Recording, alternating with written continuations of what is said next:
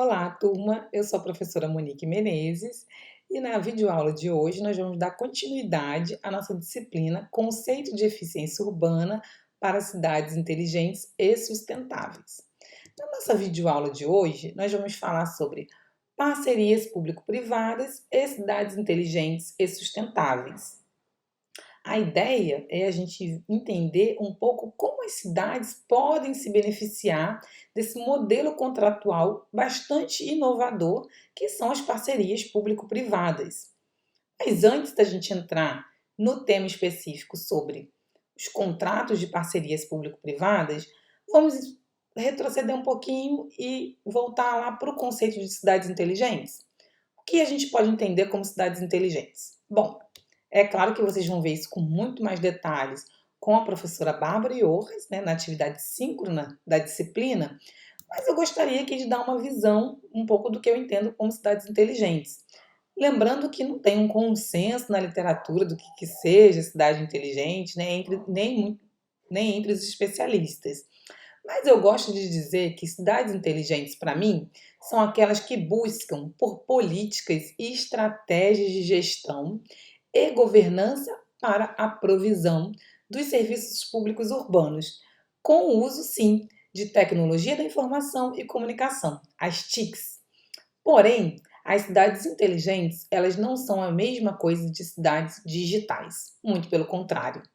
Cidades digitais são aquelas que vão se caracterizar pelas suas capacidades tecnológicas para proverem acesso a conteúdo e ferramentas digitais de forma maciça por seus cidadãos.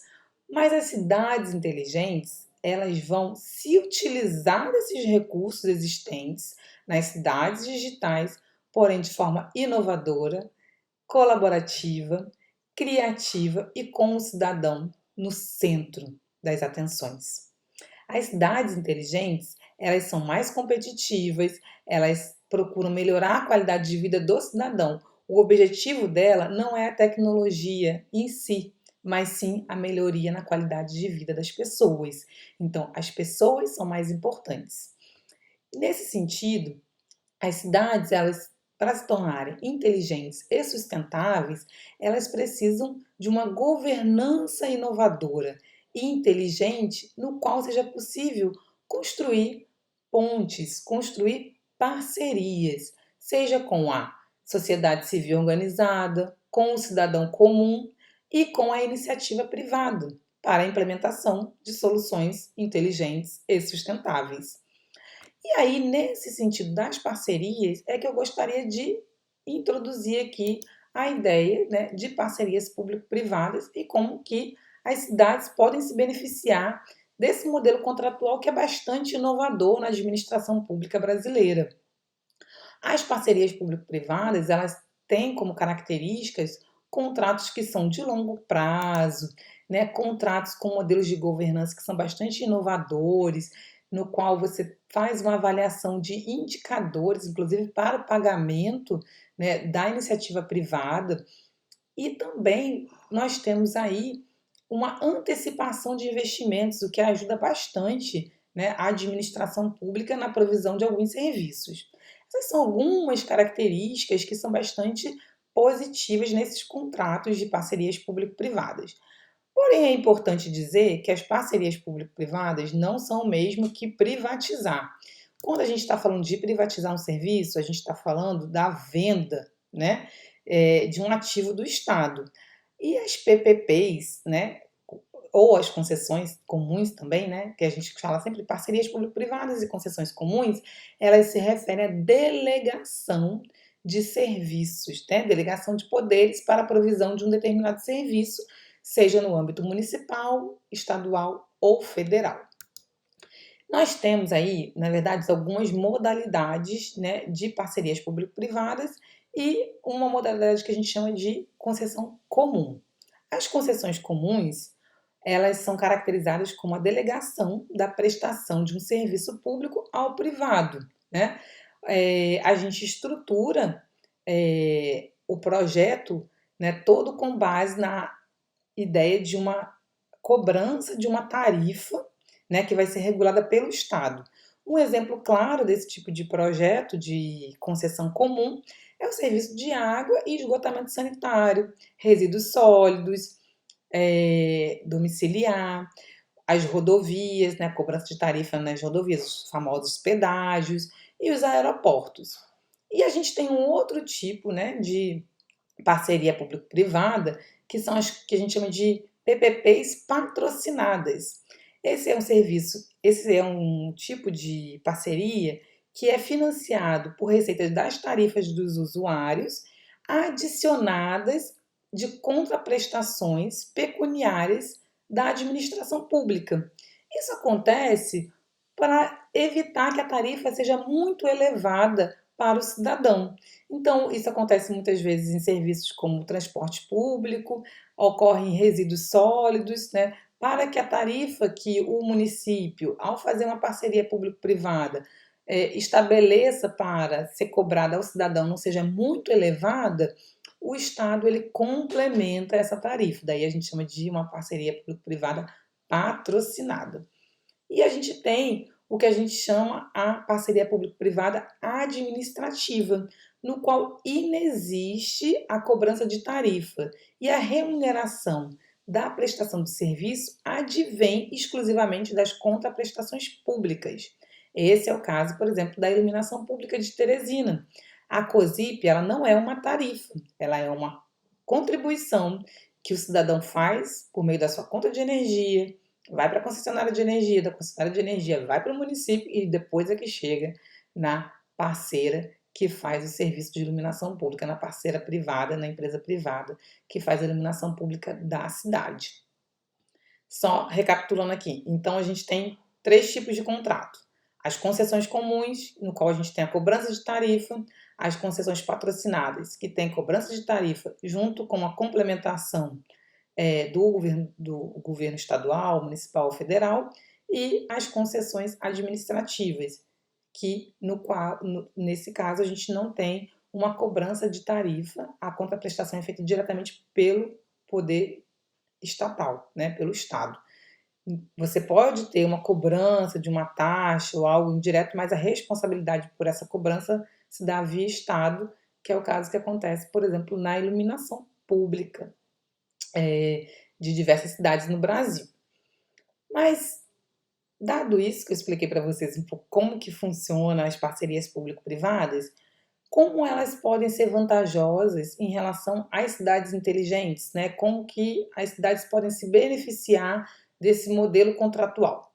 Bom, primeiro, as parcerias público-privadas são contratos de longo prazo que permitem uma avaliação também por parte dos gestores públicos de pagamento via indicadores, né? Então, ele é um contrato bastante moderno e também esse tipo de contrato permite o que a gente chama de serviços acessórios. Então, é possível, no caso, por exemplo, da iluminação pública, a gente ter uma série de serviços acessórios que contribuem para a questão das cidades inteligentes.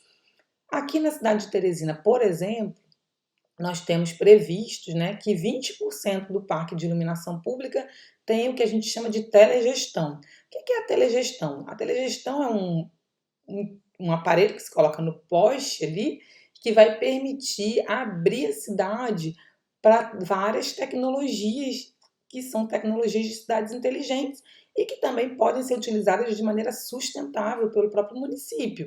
A gente, quando tem um poste no qual ele tem o aparelho da telegestão, além de uma economia, porque é possível controlar a, a intensidade da energia, dependendo do horário, da quantidade de carros ou pessoas numa determinada região, também é possível a gente ter sensores de temperatura, sensores de poluição, detecção de movimentos, câmeras, tem um medidor de consumo para a própria energia. Então você tem aí uma série de vantagens do ponto de vista tecnológico que podem ser utilizados em favor do município, seja do ponto de vista